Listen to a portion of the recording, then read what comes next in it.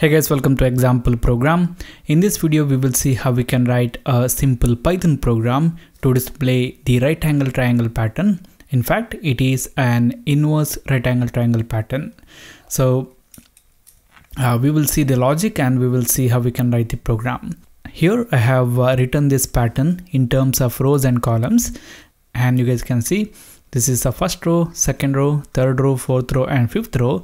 And if we talk about the columns, then first column, second column, third column, fourth column, and fifth column. If we look at this image here, then we can say that in this pattern, the number of rows is equal to number of columns. That is, if we have 5 rows, then we will have 5 columns. If we have 10 rows, then we will have 10 columns. And also in this pattern, we can see that for every row, we have to display space and the character, star or any other character.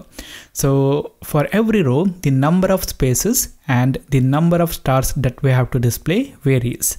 And we have to find a logic for displaying the number of spaces and number of stars for every row. The logic for calculating the number of spaces that we need for every row is equal to total number of rows present in the pattern minus row number. Here, if we look at this pattern, then for the third row, we have to display total number of rows, which is 5, minus row number, which is 3. We have to display 2 spaces.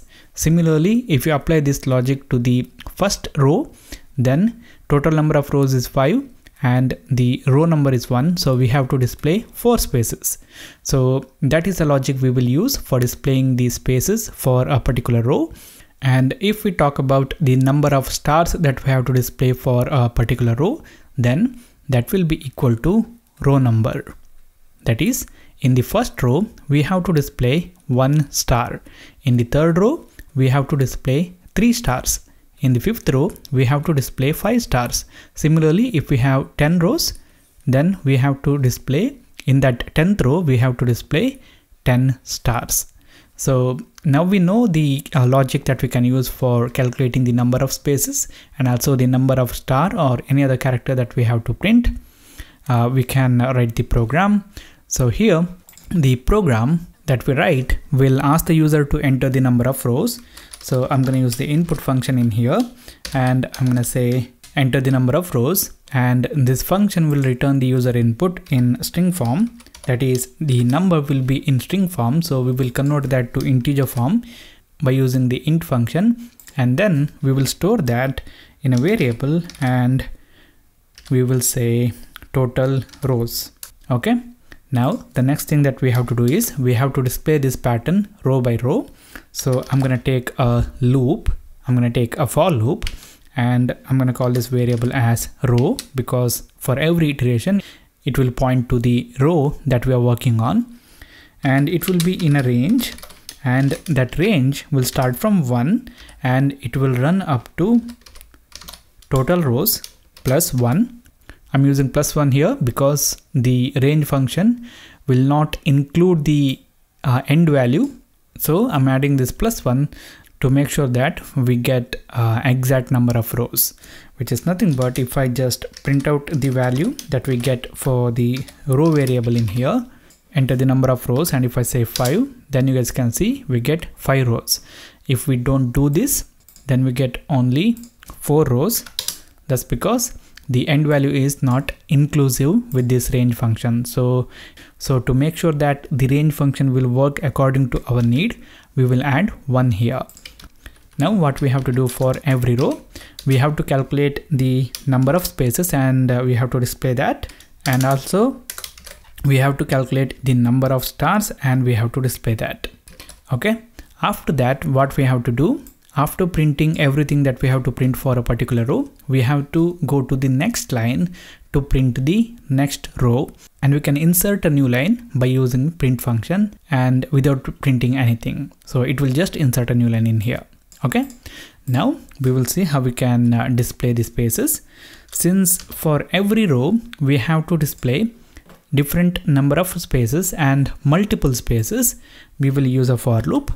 So it will be for, I'm going to call this variable as space in a range, and this range will start from 1, and the logic for calculating the number of spaces that we have to print is total number of rows, that is total rows minus row number, and row number is available to us here in this row variable, and we will add +1 to that to take advantage of this range functions working according to our need, and we will print the spaces.